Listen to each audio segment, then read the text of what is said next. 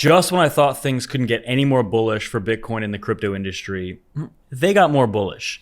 In just the last 24 hours, we saw the most progress that the crypto industry has seen in the last 4 years. Cynthia Lummis, the most pro-Bitcoin senator in history, became the Digital Asset Committee chair. Trump signed an executive order to ban CBDCs. Trump also signed an executive order to create a digital asset stockpile. And SAB 121, by far, in my opinion, the biggest news of the day, which was put in place by Biden and Harris, was rescinded, which now allows banks to custody Bitcoin. We're so blessed that this is the timeline we're living in. Quite literally, this is the most bullish scenario possible. Trump, I also mentioned earlier, Trump spoke to the entire world at the World Economic Forum today and said that the US would be a leader in the crypto industry. This is insane. SAB 121 was disastrous for the banking industry and stunted American innovation and advancement in digital assets. This is huge. What we've seen in the last 4 days from the Trump administration, just 1 day ago, I was getting all these comments from people that were saying Ross Ulbricht would not be free. Trump doesn't care about crypto. There's not going to be any crypto progress. And in less than 24 hours, all of those people were proven wrong. This was the most impactful day policy-wise for crypto in the US that we've ever seen. Specifically, SAB 121 is gigantic. It puts us back on track to fulfilling the intended mission of the SEC, which under Biden, the SEC's mission was to destroy crypto with Gary Gensler, right? Horrible 4 years, absolutely horrible. It feels like a weight has been lifted off of this industry. It feels like this industry has the chance of actually being able to grow without cockroaches trying to destroy it. We see that the SEC has rescinded this SAB 121, which clears the way for financial institutions to custody Bitcoin. SAB 121 required banks to treat customer-held crypto as liabilities, imposing heavy capital requirements, and its removal now encourages banks to offer Bitcoin custody services. This on its own is gigantic news, and this is the latest news that we got today, because believe it or not, we had a lot of news today, and this was the last one in a string of a lot of pieces of news. This is actually more significant than the Bitcoin Reserve, according to Fred Krueger on X, but that's also coming. Watch the banks start accumulating. And we also see the executive order that some people are kind of 50-50 about is actually also really good, and Samson Mao explains why.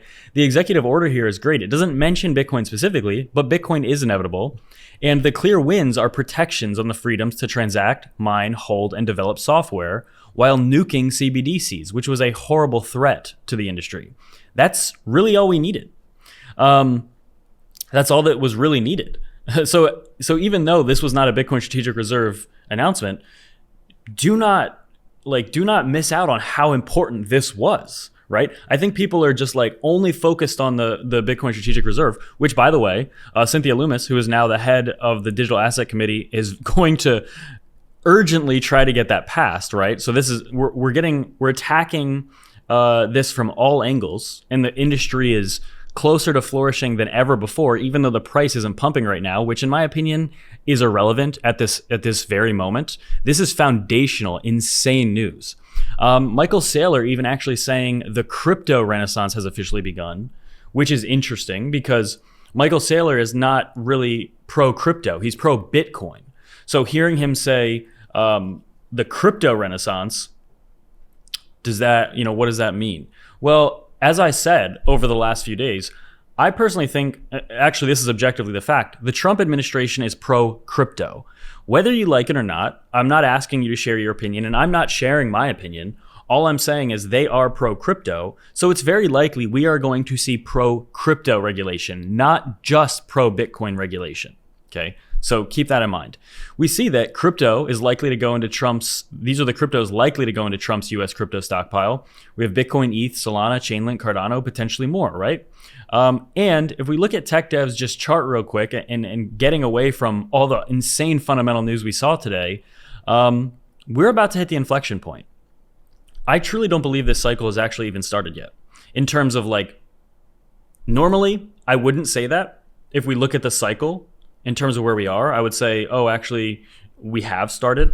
But because of fundamentally what is happening here, I need people to understand that this has never even we have never even gotten 1% as fundamentally bullish as we now are.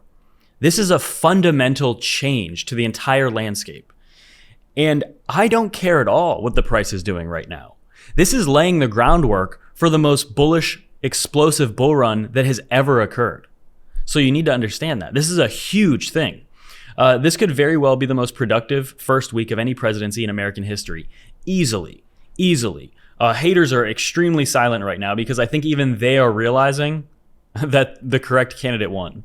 The crypto industry would be crippled. We would probably be dealing with unrealized gains tax from the Harris administration. Just awful stuff. And another 4 years of like Gary Gensler trying to destroy the industry and throwing out frivolous lawsuit after frivolous lawsuit.